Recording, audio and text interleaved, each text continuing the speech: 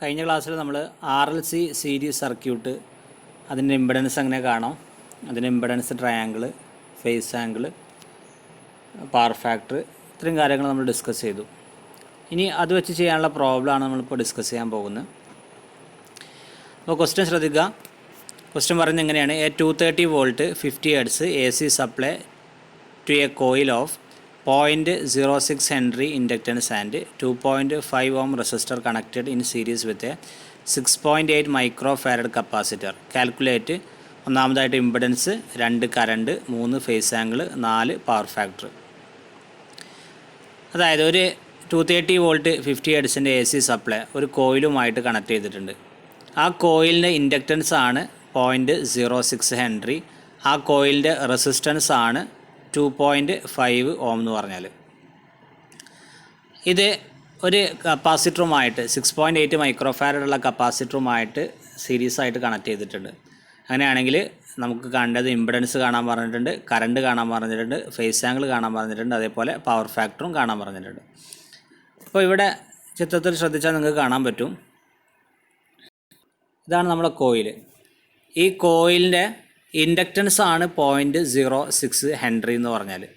ആ കോയിലിൻ്റെ റെസിസ്റ്റൻസ് ആണ് 2.5 ഓം എന്ന് പറഞ്ഞാൽ. ഒരു കോയിലാണ്, കോയിലിന് സ്വാഭാവികമായിട്ടും റെസിസ്റ്റൻസ് ഉണ്ടാവും. കോയിൽ ഷേപ്പ് ആയതുകൊണ്ട് അതിനൊരു ഇൻഡക്റ്റൻസും ഉണ്ടാവും. 0.06 ഇൻഡക്റ്റൻസ് ഹെൻറി ഇൻഡക്റ്റൻസും ഉണ്ട്, 2.5 ഓം റെസിസ്റ്റൻസും ഉണ്ട്. അപ്പോൾ ഇത് ശരിക്കും ഒരു RLC സീരീസ് സർക്യൂട്ടാണ്. കാരണം ഇവിടെ R ഉണ്ട്, L ഉണ്ട്, C ഉണ്ട്, മൂന്നും സീരീസ് ആയിട്ട് ഇവിടെ എന്ത് ചെയ്തിട്ടുണ്ട്, കണക്ട് ചെയ്തിട്ടുണ്ട്. അതിനോട് 230 വോൾട്ട് ഇവിടെ സപ്ലൈ കൊടുത്തിട്ടുണ്ട്. അങ്ങനെയാണെന്നുണ്ടെങ്കിൽ നമുക്ക് impedance, current, phase angle, power factor എങ്ങനെ കണ്ടുപിടിക്കാൻ പറ്റുമെന്ന് നോക്കാം. അപ്പോൾ ആദ്യത്തെ ഇക്വേഷൻ, ഇംപെഡൻസ് കാണാനുള്ള ഇക്വേഷനാണ് Z = നമ്മൾ പഠിച്ച √R² + XL - XC whole square. Z എന്ന് പറഞ്ഞാൽ ഇംപെഡൻസ് ആണ്, R എന്ന് പറഞ്ഞാൽ റെസിസ്റ്റൻസ്, XL എന്ന് പറഞ്ഞാൽ ഇൻഡക്റ്റീവ് റിയാക്റ്റൻസും, XC എന്ന് പറഞ്ഞാൽ കപ്പാസിറ്റീവ് റിയാക്റ്റൻസും. അപ്പോൾ XL കാണാനുള്ള ഇക്വേഷൻ നമുക്കറിയാം. XL = 2πfL ആയിരുന്നു.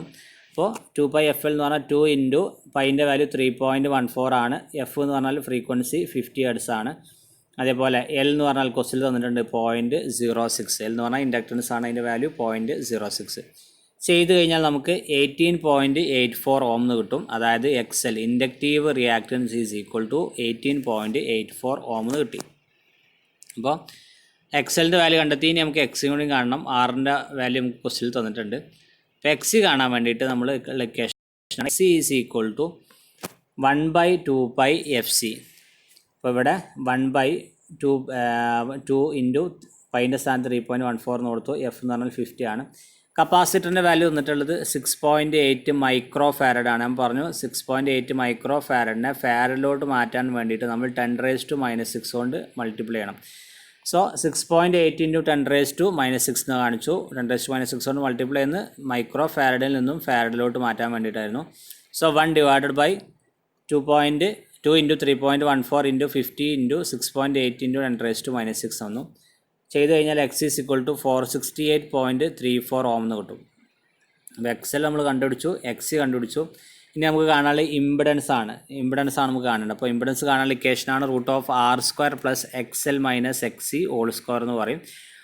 Rൻ്റെ വാല്യൂ ക്വസ്റ്റിൽ തന്നിട്ടുണ്ട് 2.5 ഓം ആണ്. XL നമ്മൾ കണ്ടുപിടിച്ചു 18.84 ആണ്. XC എന്ന് പറഞ്ഞാൽ നമ്മൾ കണ്ടുപിടിച്ചു 468.34 ആണ്. ഇക്വേഷനിൽ സബ്സ്റ്റിറ്റ്യൂട്ട് ചെയ്ത് കഴിഞ്ഞാൽ 2.5 ഹോൾ സ്ക്വയർ എന്ന് പറഞ്ഞാൽ 6.25 ആണ്. പിന്നെ 18 - 84 - 468.34 ഹോൾ സ്ക്വയർ ചെയ്ത് കഴിഞ്ഞാൽ നമുക്ക് ഇങ്ങനൊരു വാല്യൂ കിട്ടും. അപ്പോൾ ഇവിടെ രണ്ടും കൂട്ടിക്കഴിഞ്ഞാൽ √202056.5 എന്ന് കിട്ടി. അപ്പോൾ Z = വാല്യൂ ചെയ്ത് കഴിഞ്ഞാൽ Z = ഇംപെഡൻസ് എന്ന് പറഞ്ഞാൽ 449.5 ഓം എന്ന് കിട്ടി. അപ്പോൾ ഈ RLC സീരീസ് സർക്യൂട്ടിൻ്റെ ഇംപെഡൻസ് Z = എന്ത് കിട്ടി? 449.5 ഓം എന്ന് കിട്ടി. അപ്പോൾ ഒന്നാമത്തെ ക്വസ്റ്റ്യനിൽ ആൻസറായി. ഇനി നമുക്ക് രണ്ടാമത്തെ ഭാഗമാണ് കാണേണ്ടത്.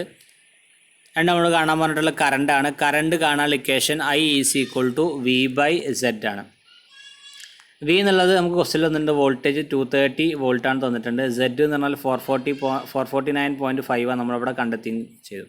അങ്ങനെയാണ് I = 230 / 449.5 ചെയ്ത് കഴിഞ്ഞാൽ നമുക്ക് I = 0.51 ആംപിയർ എന്ന് കിട്ടി. സോ കറണ്ട് കിട്ടി 0.51 ആംപിയർ. ഇനി കാണേണ്ടത് ഫേസ് ആംഗിൾ ആണ്. ഫേസ് ആംഗിൾ കാണാൻ ഇക്വേഷൻ ആണ് tan inverse of phi is equal to phase angle നമ്മൾ റെപ്രസെൻറ്റ് ചെയ്യാറുള്ളത് ഫൈ ആണ്. Phi is equal to tan inverse of X L minus X C divided by R എന്ന് പറഞ്ഞു. That is equal to tan inverse of X L എന്ന് പറഞ്ഞാൽ 18.84 ആണ്, minus X C എന്ന് പറഞ്ഞാൽ 468.34 ആണ്, ഡിവൈഡഡ് ബൈ ആർ എന്ന് പറഞ്ഞാൽ 2.5 ആണ്. ചെയ്ത് കഴിഞ്ഞാൽ നമുക്ക് -89.68 ഡിഗ്രി എന്ന് കിട്ടും. സോ ഇതിൻ്റെ ഫേസ് ആംഗിൾ നമുക്ക് കിട്ടി -89.68 ഡിഗ്രി നമുക്ക് കിട്ടി. ഇനി കാണാനുള്ളത് പവർ ഫാക്ടറാണ്. പവർ ഫാക്ടർ കാണാനുള്ള ഇക്വേഷനാണ് cos phi is equal to R by Z. അപ്പോൾ ആർ എന്ന് പറഞ്ഞാൽ ഇവിടെ 2.5 ആണ്, സെഡ് എന്ന് പറഞ്ഞാൽ 449.5 ആണ്. സോ 2.5 ഡിവൈഡഡ് ബൈ 449.5 ചെയ്ത് കഴിഞ്ഞാൽ നമുക്ക് ആൻസർ ആയിട്ട് കിട്ടും 5.56 × 10⁻³ എന്ന് കിട്ടി. So power factor is equal to 5.56 × 10⁻³ നമുക്കിവിടെ കിട്ടി. സോ ക്വസ്റ്റ്യൻ നമ്മോട് കാണാൻ പറഞ്ഞിട്ടുണ്ടായിരുന്നത് 4 കാര്യങ്ങളായിരുന്നു. ഒന്നാമത്തെ ഇമ്പിഡൻസ് ആയിരുന്നു, അത് നമ്മൾ കണ്ടെത്തി 449.5 ഓം എന്ന് കണ്ടെത്തി. രണ്ടാമത് കാണാൻ പറഞ്ഞ കറണ്ട് ആയിരുന്നു, current is equal to 0.51 ampere എന്ന് കിട്ടി. മൂന്നാമത് കാണാൻ പറഞ്ഞ ഫേസ് ആംഗിൾ ആയിരുന്നു, ഫേസ് ആംഗിൾ -89.68 ഡിഗ്രി എന്ന് കിട്ടി. നാലാമത് കാണാൻ പറഞ്ഞ് പവർ ഫാക്ടർ ആയിരുന്നു, power factor is equal to 5.56 × 10⁻³ എന്നും കിട്ടി. ഇനി അതേപോലെ അടുത്തൊരു ക്വസ്റ്റ്യൻ ശ്രദ്ധിക്കാം. A choke coil having a resistance of 10 ohm and inductance of 0.05 Henry is connected in series with a capacitor of 100 microfarad. The circuit has been connected to 200 volt 50 Hz supply. Calculate impedance, current, power factor, phase angle. So 4 കാര്യങ്ങളാണ് കാണാൻ പറഞ്ഞിട്ടുള്ളത്. Question അങ്ങനെയാണ്, ഒരു chalk coil, ആ കോയിലിന് resistance 10 ohm ആണ്, inductance 0.05 Henry ആണ്. അത് ഒരു കപ്പാസിറ്റർ 100 മൈക്രോഫാരഡുള്ള കപ്പാസിറ്ററുമായിട്ട് സീരീസ് ആയിട്ട് കണക്ട് ചെയ്തിട്ടുണ്ടെന്നുണ്ടെങ്കിൽ ആ കണക്ട് ചെയ്ത സർക്യൂട്ട് 200 വോൾട്ട് 50 ഹെർട്സ് സപ്ലൈനോടും കണക്ട് ചെയ്തു. അങ്ങനെയാണെങ്കിൽ ഇമ്പിഡൻസും കറണ്ടും പവർ ഫാക്ടറും ഫേസ് ആംഗിളും കാണാനാണ് പറഞ്ഞിട്ടുള്ളത്. അപ്പോൾ ഇവിടെ തന്നിട്ടുള്ളത് ആർ എന്ന് പറഞ്ഞാൽ 10 ohm ആണ്, എൽ എന്ന് പറഞ്ഞാൽ 0.05 ഹെൻറി ആണ്, സി എന്ന് പറഞ്ഞാൽ 100 മൈക്രോഫാരഡ് ആണ്. 100 മൈക്രോഫാരഡിനെ ഫാരഡിലോട്ട് മാറ്റാൻ വേണ്ടിയിട്ട് 100 × 10⁻⁻6 നമ്മളിവിടെ കൊടുത്തു. സോ 100 × 10⁻⁻6 ചെയ്ത് കഴിഞ്ഞാൽ അത് എന്തായിട്ട് മാറും, മൈക്രോഫാരഡിൽ നിന്ന് ഫാരഡിലോട്ട് മാറും. ഇനി ഇത് ഏത് സർക്യൂട്ടാണ്, ഇവിടെ റെസിസ്റ്റൻസ് ഉണ്ട്, ഇൻഡക്റ്റൻസ് ഉണ്ട്, അതേപോലെ കപ്പാസിറ്റൻസ് ഉണ്ട്, മൂന്നും സീരീസ് ആയിട്ടാണ് കണക്ട് ചെയ്തിട്ടുള്ളത്. അങ്ങനെയാണെങ്കിൽ ഇത് RLC സീരീസ് സർക്യൂട്ടാണ്. നമുക്ക് കാണാൻ പറഞ്ഞിട്ടുള്ളത് ഇമ്പിഡൻസ് ആണ്. ഇമ്പിഡൻസ് കാണാനുള്ള ഇക്വേഷനാണ് Z = √R² + XL - XC² എന്ന് പറഞ്ഞു. അതിൽ നമുക്ക് 6 ക്വസ്റ്റ്യൻ തന്നിട്ടുണ്ട്. XLും XC നമ്മൾ കണ്ടെത്തണം ആദ്യം. സോ XL കണ്ടെത്താൻ വേണ്ടിയിട്ട് XL കാണാനുള്ള ഇക്വേഷനാണ് 2πfL എന്ന് പറഞ്ഞു. സോ 2 × പൈൻ്റെ സ്ഥാനത്ത് 3.14 ആണ്, F എന്ന് പറഞ്ഞാൽ 50 ആണ്, L എന്ന് പറഞ്ഞാൽ 0.05 ആണ്. സോ അത് കൊടുത്തു കഴിഞ്ഞാൽ നമുക്ക് 15.7 ohm എന്ന് കിട്ടും. സോ ഇൻഡക്റ്റീവ് റിയാക്റ്റൻസ്, ഈ ക്വസ്റ്റ്യനിൽ ഇൻഡക്റ്റീവ് റിയാക്റ്റൻസ് എന്ന് പറഞ്ഞാൽ 15.7 ohm എന്ന് കിട്ടി നമുക്ക്. സോ ഇനി നമുക്ക് XC കാണണം. XC കാണാനുള്ള ഇക്വേഷനാണ് 1/2πfC ആണ് XC കാണാനുള്ള ഇക്വേഷൻ. ഇവിടെ കുറച്ച് ഭാഗം നിന്ന് വിട്ടുപോയിട്ടുണ്ട്. ഇക്വേഷൻ XC = നമുക്കറിയുന്ന ഇക്വേഷനാണ് 1/2πfC ആണ്. സോ XC = 1/2πfC, 1 / 2 × പൈൻ്റെ സ്ഥാനത്ത് 3.14 ആണ്, F എന്ന് പറഞ്ഞാൽ 50 ആണ്, അതേപോലെ C എന്ന് പറഞ്ഞാൽ 100 × 10⁻⁻6 ചെയ്ത് കഴിഞ്ഞാൽ നമുക്ക് 31.85 ohm എന്ന് കിട്ടും. സോ കപ്പാസിറ്റീവ് റിയാക്റ്റൻസ് കിട്ടി 31.85 ohm എന്നും കിട്ടി. ഇൻഡക്റ്റീവ് റിയാക്റ്റൻസ് നമുക്ക് കിട്ടി 15.7 എന്നും കിട്ടി. അങ്ങനെയാണെങ്കിൽ നമ്മൾ ഇമ്പിഡൻസ് കാണണം. ഇമ്പിഡൻസ് കാണാനുള്ള ഇക്വേഷനാണ് Z = √R² + XL - XC². ആറിൻ്റെ സ്ഥാനത്ത് നമ്മൾ 10 കൊടുത്തു, XL എന്ന് പറഞ്ഞാൽ 15.7 ആണ്, XC എന്ന് പറഞ്ഞാൽ 31.85 ആണ്. സോ 15.7 - 31.85² ചെയ്ത് കഴിഞ്ഞാൽ നമുക്ക് √100 + 260.82 എന്ന് കിട്ടും. ദാറ്റ് ഇസ് ഈക്വൽ ടു √360.82 ചെയ്ത് കഴിഞ്ഞാൽ that is equal to 18.9 ohm എന്ന് കിട്ടി. സോ Z = നമുക്ക് കിട്ടി 9 ഓം നമുക്കിവിടെ കിട്ടി. സോ ഇമ്പിഡൻസ് ഈ സർക്യൂട്ടിൻ്റെ RLC സീരീസ് സർക്യൂട്ടിൻ്റെ ഇമ്പിഡൻസ് ആണ് Z is equal to 18.99 ഓം നമുക്കിവിടെ കിട്ടി. ഇനി നമുക്ക് കാണാനുള്ളത് കറണ്ടാണ്. കറണ്ട് എന്ന് പറഞ്ഞാൽ equation I is equal to V/Z ആണ്. V എന്ന് പറഞ്ഞാൽ 200 ആണ്. Z എന്ന് പറഞ്ഞാൽ 18.99 ആണ്. സോ 200 ഡിവൈഡഡ് ബൈ 18.99 ചെയ്ത് കഴിഞ്ഞാൽ 10.53 ആംപിയർ എന്ന് കിട്ടും. സോ സർക്യൂട്ടിലെ കറണ്ടാണ് 10.53 ആംപിയർ എന്ന് പറഞ്ഞു. അതേപോലെ പവർ ഫാക്ടർ നോക്കുക. പവർ ഫാക്ടർ എന്ന് കാണാൻ ഇക്വേഷനാണ് cos φ is equal to R/Z എന്ന് പറഞ്ഞു. സോ R എന്ന് പറഞ്ഞാൽ 10 ആണ്. Z എന്ന് പറഞ്ഞാൽ 18.99 ആണ്. സോ R/Z എന്ന് പറഞ്ഞാൽ 10/18.99 എന്ന് പറഞ്ഞാൽ 0.52 നമുക്ക് കിട്ടും. So power factor is equal to 0.52 നമുക്ക് കിട്ടി. അതേപോലെ ഫേസ് ആംഗിൾ കാണണം. ഫേസ് ആംഗിൾ കാണാനുള്ള ഇക്വേഷനാണ് tan inverse of XL minus XC divided by R ആണ്. So that is equal to tan inverse of XL എന്ന് പറഞ്ഞാൽ 15.7, XC എന്ന് പറഞ്ഞാൽ 31.85, R എന്ന് പറഞ്ഞാൽ 10 ചെയ്ത് കഴിഞ്ഞാൽ നമുക്ക് -58.23 ഡിഗ്രി എന്ന് കിട്ടും. സോ ക്വസ്റ്റനിൽ 4 കാര്യങ്ങൾ കാണാനാണ് നമ്മളോട് പറഞ്ഞത്. ഒന്നാമത്തെ കാര്യം ഇമ്പിഡൻസ് ആയിരുന്നു, രണ്ടാമത്തെ കാര്യം കറണ്ട് ആയിരുന്നു, മൂന്നാമത്തെ കാര്യം പവർ ഫാക്ടർ ആയിരുന്നു, നാലാമത്തെ കാര്യം ഫേസ് ആംഗിൾ ആയിരുന്നു. അപ്പോൾ നമ്മൾ ആദ്യം ഇമ്പിഡൻസ് കണ്ടുപിടിച്ചു 18.99 ഓം. അതേപോലെ രണ്ടാമതായിട്ട് കറണ്ട് കണ്ടുപിടിച്ചു 10.53 ആംപിയർ. മൂന്നാമതായിട്ട് പവർ ഫാക്ടർ കണ്ടുപിടിച്ചു 0.52. നാലാമതായിട്ട് ഫേസ് ആംഗിൾ കണ്ടുപിടിച്ചു -58.23 ഡിഗ്രി നമ്മളവിടെ കണ്ടുപിടിച്ചു. ഇത്രയും കാര്യങ്ങളാണ് ഈ കോഴ്സിൽ നമ്മളോട് ചോദിച്ചിട്ടുള്ളത്. നെക്സ്റ്റ് ടോപ്പിക്കാണ് apparent true and reactive powers എന്ന് പറയും. അപ്പോൾ സാധാരണ നമ്മൾ കാണുന്ന പവറിനെ നമുക്ക് 3ആയിട്ട് പറയാൻ പറ്റും. ഒന്നാമതാണ് അപ്പാരൻറ്റ് പവർ, രണ്ടാമതാണ് ട്രൂ പവർ, മൂന്നാമതാണ് റിയാക്റ്റീവ് പവർ. സോ ആദ്യം അപ്പാരൻറ്റ് പവർ എന്താണെന്ന് നോക്കാം. അപ്പാരൻറ്റ് പവർ എന്ന് പറഞ്ഞാൽ ഒരു ലോഡ് സോഴ്സിൽ നിന്നും ഡ്രോൺ ചെയ്യുന്ന ടോട്ടൽ പവറിനെ പറയുന്ന പേരാണ് അപ്പാരൻറ്റ് പവർ എന്ന് പറയും. അപ്പോൾ അതിൻ്റെ ഒരു ഡെഫിനേഷൻ ഇവിടെ അങ്ങനെ കാണിച്ചിട്ടുണ്ട്. The total power that appears to be transferred between the source and load is called apparent power. അതായത് ഒരു ലോഡ് ആ ലോഡിലേക്ക് സോഴ്സിൽ നിന്നും ട്രാൻസ്ഫർ ചെയ്യുന്ന ടോട്ടൽ പവർ എന്ന് പറയുന്ന പേരാണ് അപ്പാരൻറ്റ് പവർ എന്ന് പറഞ്ഞാൽ. പിന്നെ അപ്പാരൻറ്റ് പവറിന് നമ്മൾ എസ് എന്ന ഇലക്ട്രോണാണ് റെപ്രസെൻ്റ് ചെയ്യുക. എസ് എന്ന് പറഞ്ഞാൽ V × I ആണ്, വോൾട്ടേജ് ഇൻറ്റു കറണ്ടാണ്. അത് മെഷർ ചെയ്യുന്ന വോൾട്ട് ആംപിയറിലാണ്. അതേപോലെ അപ്പാരൻറ്റ് പവറിന് ശരിക്കും 2 കമ്പോണൻ്റ് ഉണ്ട്, ട്രൂ പവറും ഉണ്ട്, അതേപോലെ റിയാക്റ്റീവ് പവറും ഉണ്ട്. അപ്പോൾ ഇതിലൊരു ബേസിക് ഐഡിയ എന്ന് പറഞ്ഞാൽ ശരിക്ക് അപ്പാരൻറ്റ് പവർ ആണ് ഒരു ലോഡ് സർക്യൂട്ടിൽ നിന്ന് ഡ്രോൺ ചെയ്തെടുക്കുക, വലിച്ചെടുക്കാം. പക്ഷേ ആ അത്രയും ഡ്രോൺ ചെയ്തിട്ടുള്ള അല്ലെങ്കിൽ വലിച്ചെടുത്തിട്ടുള്ള മൊത്തം പവറും ഒരിക്കലും ആ ഒരു ലോഡ് ഉപയോഗിക്കില്ല. അപ്പോൾ ഉപയോഗിക്കുന്ന ആക്ച്വലി അത് കൺസ്യൂം ചെയ്യുന്നാൽ ഉപയോഗിക്കുന്ന പവറിനെ പറയുന്ന പേരാണ് ട്രൂ പവർ അല്ലെങ്കിൽ ആക്റ്റീവ് പവർ എന്ന് പറയും. അപ്പോൾ നമ്മൾ അപ്പാരൻറ്റ് പവർ വലിച്ചെടുത്തു, പക്ഷേ അതൊന്നും മൊത്തത്തിൽ അതെന്ത് ചെയ്തില്ല, ഉപയോഗിച്ചിട്ടില്ല. അപ്പോൾ ഉപയോഗിക്കാതെ ബാക്കിയുള്ള ഒരു പവർ അവിടെ ബാക്കിയുണ്ട്, അതിന് പറയുന്ന പേരാണ് റിയാക്റ്റീവ് പവർ എന്ന് പറയും.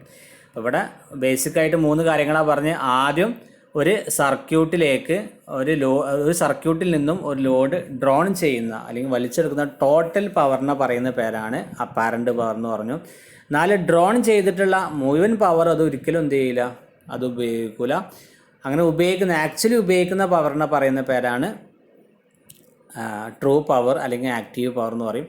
എന്നാൽ അത് ഉപയോഗിക്കാതെ ബാക്കിയുള്ള പവറിനെ പറയുന്ന പേരാണ് അപ്പാരൻറ്റ് പവർ എന്നും, ഉപയോഗിക്കാതെ ബാക്കിയുള്ള പവറിനെ പറയുന്ന പേരാണ് റിയാക്റ്റീവ് പവർ എന്നും പറയും. അപ്പാരൻറ്റ് പവറിൻ്റെ നമ്മൾ സാധാരണ എസ് എന്ന ഇലക്ട്രോൺ റെപ്രസെൻ്റ് ചെയ്യും. വോൾട്ട് ഇൻറ്റു ആംപിയർ ആണ് ഇതിൻ്റെ യൂണിറ്റ്. കണലിക്കേഷൻ V × I, വോൾട്ടേജ് ഇൻറ്റു കറണ്ടാണ്. സോ ഇതാണ് അപ്പാരൻറ്റ് പവർ എന്ന് പറഞ്ഞാൽ. ഇനി ട്രൂ പവർ നോക്കാം. ട്രൂ പവർ ഡെഫിനേഷൻ പറയുന്നത് എങ്ങനെയാണ്? The power which is actually consumed in the circuit is called true power or active power. അപ്പോൾ ഈ അപ്പാരൻറ്റ് പവർ വലിച്ചെടുത്തു, ഡ്രോൺ ചെയ്തു, പക്ഷേ അത് എത്രത്തോളം ആക്ച്വലി എത്ര കൺസ്യൂം ചെയ്യുന്നുണ്ട്, അത് മുഴുവനായിട്ടും കൺസ്യൂം ചെയ്യില്ല. അപ്പോൾ എത്രത്തോളം മുഴുവനായിട്ടും എത്രത്തോളം അത് കൺസ്യൂം ചെയ്യുന്നുണ്ട്, ആ കൺസ്യൂം ചെയ്യുന്ന പവറിനെ പറയുന്ന പേരാണ് ട്രൂ പവർ എന്ന് പറയും. The power which is actually consumed, എത്ര ആക്ച്വലി കൺസ്യൂം ചെയ്തു ഇൻ ദ സർക്യൂട്ടിൽ എത്ര ആക്ച്വലി കൺസ്യൂം ചെയ്തിട്ടുണ്ട്, അതിനെ പറയുന്ന പേരാണ് ട്രൂ പവർ അല്ലെങ്കിൽ ആക്റ്റീവ് പവർ എന്ന് പറയും. ട്രൂ പവർ കാണാനുള്ള ഇക്വേഷനാണ് VI cos φ എന്ന് പറയും. പിന്നെ മെഷർ ചെയ്യുന്നത് നമ്മൾ വാട്ടിലാണ്. അപ്പോൾ സാധാരണ നമ്മൾ ഈ പറയുന്ന പവറെല്ലാം നമ്മൾ വാട്ടിൽ പറയുന്ന പവറെല്ലാം ശരിക്ക് ആക്റ്റീവ് പവർ അല്ലെങ്കിൽ ട്രൂ പവറാണ്. നമ്മൾ സാധാരണ എല്ലാ പവർ നമ്മൾ പറയുന്ന ബൾബിൻ്റെ യൂണിറ്റ് ആയാലും എല്ലാതും നമ്മൾ വാട്ടേജിലാണ് സാധാരണ പറയുക. അപ്പോൾ ആ വാട്ട് എന്ന് പറഞ്ഞാൽ ഈ ശരിക്കും പറയുന്ന ട്രൂ പവറാണ്. നമ്മൾ ലാബിലായാലും ഒക്കെ ചെയ്യുന്നൊക്കെ ട്രൂ പവറാണ് നമ്മൾ ചെയ്യുന്നുണ്ടാവുക. അപ്പോൾ അതാണ് ട്രൂ പവർ. ആക്ച്വലി കൺസ്യൂം ചെയ്യുന്ന പവറാണ് ട്രൂ പവർ എന്ന് പറഞ്ഞു. ഇനിയുള്ളതാണ് റിയാക്റ്റീവ് പവർ. റിയാക്റ്റീവ് പവർ എന്ന് പറഞ്ഞാൽ power which is neither consumed nor does any useful work in the circuit is called reactive power. അപ്പോൾ അവിടെ യൂസ് ചെയ്യാത്ത അല്ലെങ്കിൽ കൺസ്യൂം ചെയ്യാത്ത അല്ലെങ്കിൽ അതൊരു യൂസ്ഫുൾ വർക്കിനും പറ്റാത്ത ആ സർക്യൂട്ടിലുള്ള പവറിനെ പറയുന്ന പേരാണ് റിയാക്റ്റീവ് പവർ എന്ന് പറയും. ഇപ്പോൾ റിയാക്റ്റീവ് പവർ കാണാനുള്ള ഇക്വേഷനാണ് VI sin φ എന്ന് പറയും. അത് മെഷർ ചെയ്യാറുള്ള വോൾട്ട് ആംപിയർ റിയാക്റ്റീവിലാണ്. VAR എന്നുള്ള ലെറ്റർ കൊണ്ടാണ് നമ്മളതിനെ റെപ്രസെൻ്റ് ചെയ്യുക. ഇനി പവർ ഫാക്ടർ കാണാനുള്ള വേറെ ഇക്വേഷനാണ് cos φ = true power divided by apparent power ചെയ്ത് കഴിഞ്ഞാൽ. ഇപ്പോൾ പവർ ഫാക്ടറിന് cos φ ആണല്ലോ. അപ്പോൾ ട്രൂ പവർ എന്ന് പറഞ്ഞാൽ VI cos φ ആണ്. അതേപോലെ അപ്പാരൻറ്റ് പവർ എന്ന് പറഞ്ഞാൽ VA ആണ്. അപ്പോൾ നോക്കാം, ഇവിടെ VI cos φ divided by VA ചെയ്ത് കഴിഞ്ഞാൽ നമുക്ക് ഇവിടെയും VI ക്യാൻസലായി പോകും, ഇവിടെയും VI ക്യാൻസലായിട്ട് പോകും. അപ്പോൾ ബാക്കി ആരുണ്ടാവുള്ളൂ? ഈ cos φ എന്നുള്ള ടേം മാത്രമേ ഉണ്ടാവുള്ളൂ. ദാറ്റ് ഈസ് ഈക്വൽ ടു എന്താണ്? പവർ ഫാക്ടറാണ്. അപ്പോൾ true power divided by apparent power ചെയ്താൽ എന്താണ്? അത് പവർ ഫാക്ടർ ആയിരിക്കും. ഇനി apparent power is equal to apparent power whole square is equal to true power whole square plus reactive power whole square ആയിരിക്കും അവിടെ വരുന്നുണ്ടാവാം. അത് പിന്നെ വെക്റ്റർ കമ്പോണൻ്റ് ആയതുകൊണ്ട് തന്നെ നമുക്ക് ശരിക്കും ഒരിക്കലും apparent power is equal to true power plus reactive power എന്ന് പറയാൻ പറ്റില്ല. കാരണം അതിൻ്റെ ഫേസർ ഡയഗ്രാം വരച്ച് കഴിഞ്ഞാൽ അതെല്ലാം ഇൻ ഫേസിലാകണമെന്നില്ല. അതുകൊണ്ട് തന്നെ അപ്പാരൻറ്റിൻ്റെ power whole square is equal to power square plus reactive power square ആയിരിക്കും അതിൻ്റെ കറക്റ്റായിട്ടുള്ള ആൻസറായിട്ട് വരുന്നുണ്ടാവാം. ഇതാണ് ട്രൂ പവർ, അതേപോലെ അപ്പാരൻറ്റ് പവർ, ട്രൂ പവർ, അതേപോലെ റിയാക്റ്റീവ് പവറിൻ്റെ ബേസിക് ആയിട്ടുള്ള ഐഡിയ എന്ന് പറഞ്ഞാൽ. ഇതിലൊരു കാര്യം കൂടി ശ്രദ്ധിക്കാം. അപ്പോൾ ഈ ഒരു ഫിഗർ ഇവിടെ ശ്രദ്ധിക്കാം. ഇതിൽ നിങ്ങൾക്ക് കാണാൻ പറ്റും. ഇപ്പോൾ ഇവിടെ കാണുന്ന നമ്മളിപ്പോൾ ഒരു കോളോ ഏതെങ്കിലും സാധനം വെച്ച് കഴിഞ്ഞാൽ ഇത്രയും ശരിക്കും ആ ഒരു ക്ലാസ്സിൽ ഇത്രയും ഭാഗം ഉണ്ടാവും അല്ലേ? ഇത്രയും ഭാഗം ഉണ്ടാവും. ഇതാണ് ശരിക്കും അപ്പാരൻറ്റ് പവർ എന്ന് പറഞ്ഞാൽ. ഇപ്പോൾ ഒരു പെപ്സിയാലോ അങ്ങനെ എന്തെങ്കിലും സാധനങ്ങളായിക്കഴിഞ്ഞാൽ നമ്മളൊരു ക്ലാസ്സിൽ ഒഴിച്ച് കഴിഞ്ഞാൽ ക്ലാസ്സിൽ ഇത്രയും ഭാഗം നമുക്ക് കിട്ടും അല്ലേ? മുഴുവനായിട്ട് ഒഴിച്ചിട്ടുണ്ട്. അപ്പോൾ ഇതാണ് ശരിക്കും അപ്പാരൻറ്റ് പവർ എന്ന് പറഞ്ഞാൽ, മുഴുവനുള്ള ഭാഗം. പക്ഷെ അതിൽ നമുക്ക് യൂസ്ഫുൾ ആയിട്ട് അതിൽ കുടിക്കാൻ പറ്റുന്നൊരു ഭാഗം ഇത്ര ഭാഗമേ ഉള്ളൂ അല്ലേ? ഇതാണ് ശരിക്ക് ആക്റ്റീവ് അല്ലെങ്കിൽ ട്രൂ പവർ എന്ന് പറഞ്ഞാൽ. എന്നാൽ ഇവിടെ നമുക്ക് ഈ ഇത്രയും ഭാഗം ഈ ഒരു ഫോം എന്ന് പറഞ്ഞാൽ ശരിക്കും നമുക്ക് എന്തല്ല, അതൊരു യൂസ്ഫുൾ ആയിട്ട് നമുക്ക് ഉപയോഗിക്കാൻ പറ്റാത്ത ഒരു സാധനമാണ് അല്ലേ? അപ്പോൾ അതാണ് ശരിക്കും റിയാക്റ്റീവ് പവർ എന്ന് പറഞ്ഞാൽ. നമ്മൾ ക്ലാസ്സിൽ ഒഴിച്ച് കഴിഞ്ഞാൽ കിട്ടുന്ന ടോട്ടൽ ഭാഗത്ത് നമ്മൾ അപ്പാരൻറ്റ് പവർ എന്ന് പറഞ്ഞു. ഇതിൽ നമുക്ക് ശരിക്കും യൂസ്ഫുൾ ആയിട്ടുള്ള ഭാഗം ഇത് മാത്രമേ ഉള്ളൂ. അപ്പോൾ ഇതിന് നമ്മൾ ആക്റ്റീവ് അല്ലെങ്കിൽ ട്രൂ പവർ എന്ന് പറഞ്ഞു. ഇത്രയും ഭാഗം എന്താണ്, നമുക്ക് ഉപയോഗിക്കാൻ പറ്റാത്ത അല്ലെങ്കിൽ അതൊരു യൂസ്ഫുൾ ഇതായിട്ടും നമുക്ക് പറ്റാത്തൊരു ഭാഗമാണ്. അതിന് നമ്മൾ റിയാക്റ്റീവ് പവർ എന്ന് പറഞ്ഞു. ഇതാണ് ഈ ഒരു ഇതിൻ്റെ ഒരു ബേസിക് ആയിട്ടുള്ള ഐഡിയ എന്ന് പറഞ്ഞാൽ. ഓക്കെ.